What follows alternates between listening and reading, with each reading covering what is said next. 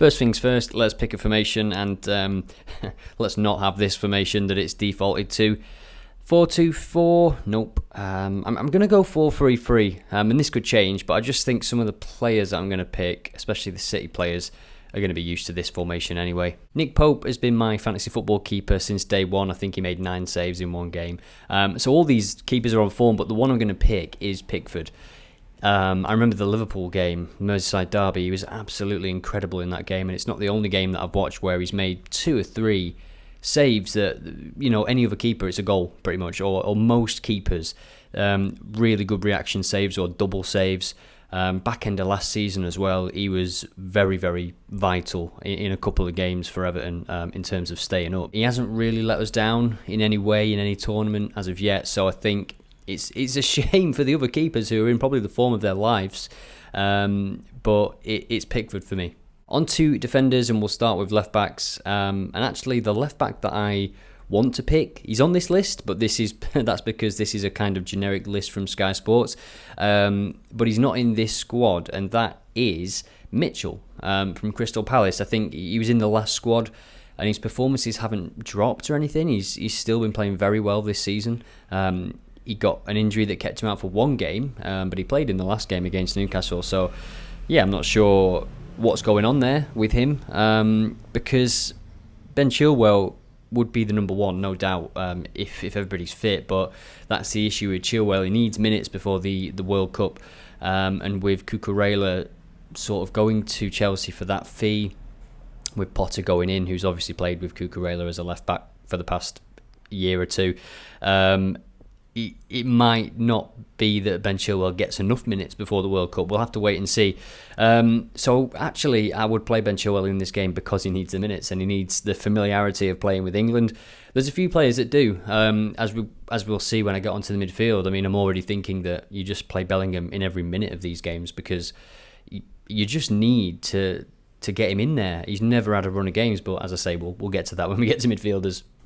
So onto the centre-back pairing, and this is who I would pick for this game, not necessarily the first World Cup game. Again, you want to build that familiarity, so it's got to be. I'm going to go Tomori. That was a difficult one to pick, actually. I don't think Maguire is good enough in a 2. Paul Merson said it a long time ago, didn't he, when he signed, and he was kind of right. I mean, people just laugh at anything that Merson says, but if you go back and watch that clip where he's describing Maguire, actually I'll play it now. You've got to remember, he ripped it up with England. He played in a 3. When you're playing a 3 at the back, you're playing a 3 at the back for one reason only. The defenders ain't good enough, so you have to play 3 because you don't trust them. So you play 3 defenders. He's done well at England. Here you've got to remember, when he plays at Leicester play, they drop back, they sit on the edge of their box, they defend, there's no space behind, the ball comes in the middle, he heads it out, he comes out running with the ball. He kicks off now with Man United, and you're on the halfway line. And all of a sudden, you're playing against Arsenal, you're playing on the halfway line, and balls are going over the top for Aubameyang, or they're going over for Man City for Aguero, and it's pace. So you can see, I mean, he's bang on the money pretty much, isn't he, from what we've seen in the last 18 months from Maguire. That said, if Southgate plays a 3 at the back, you can probably expect to see Maguire, probably expect to see Mings as well for a bit.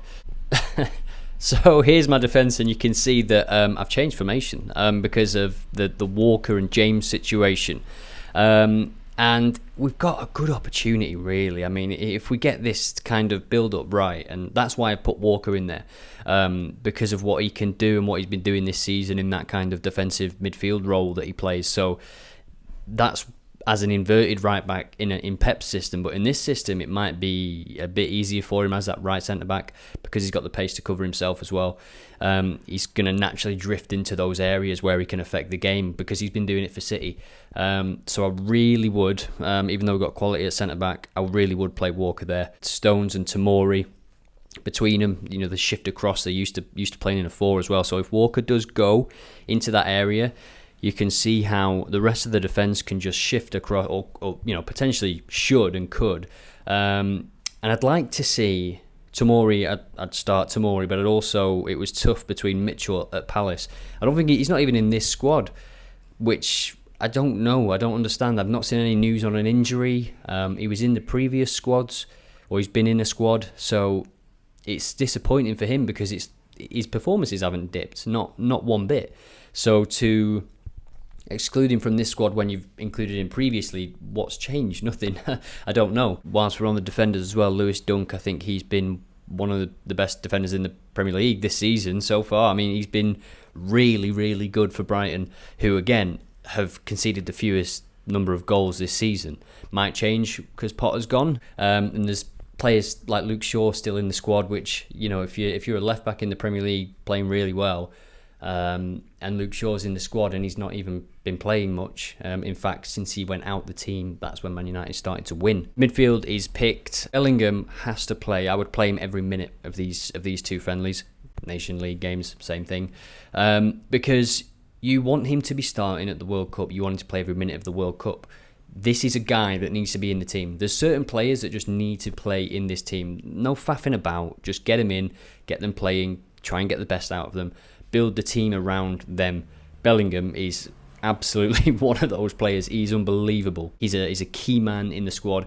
This is the time now to just put him in, show everybody that this is the way we're going. And Walker coming into that space as well will help him. So at times you'll have a double pivot of Walker and Rice, and then Bellingham just in front of him, kind of just moving around, just trying to affect the game. That was very tough. That was very difficult. I paused the video recording and it was paused for about 2 minutes. I was just looking at the list of forwards, trying to think how they were going to play. I wanted to, at one point, play Kane and Abraham in the same team as a two, but I think you need that width, don't you? You need those overlaps and whatnot with James and Chilwell. And Saka has started the season really well at Arsenal, and he's been playing on that right side as an inside forward. Foden's been classy for Man City, and I think he has to start. He's got that little bit of something. And it was a tough one between not just Harry Kane and Tammy Abraham, but Ivan Toney as well, just to, again, see what he can do. But there's no doubt once the World Cup comes around, if it's a system such as this, that Harry Kane is the main man. If you've got a system in mind, Gareth, for those World Cup games, if you've got a team in mind, play it. You shouldn't be faffing about with stuff in these two games. He shouldn't be, giving people minutes. I hope he knows what he's doing. Let's run through the team then. Pickford, James, Walker, Stones, Tomori, Chilwell, Bellingham and Rice. Big job for them.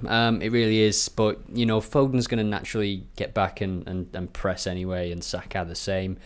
Kane drops in anyway to the number 10 position. So if anything, at some points there might not be enough players at the top end of the pitch. And hopefully we get some minutes for Chilwell to find his form for England. He was fantastic for Chelsea last season. Unfortunate injury, but he needs minutes. Tomori or Mitchell for me, although Mitchell isn't in the team, as I mentioned. I've given Pickford stick in the past. He had shaky form for Everton, didn't he, a year or so ago, but never for England. Never for England, and I think that is important, to be honest.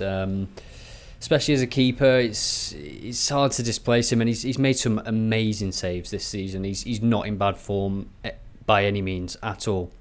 That is my team. Let me know if you would change it, what you would change, and how you think it will do against Italy and Germany.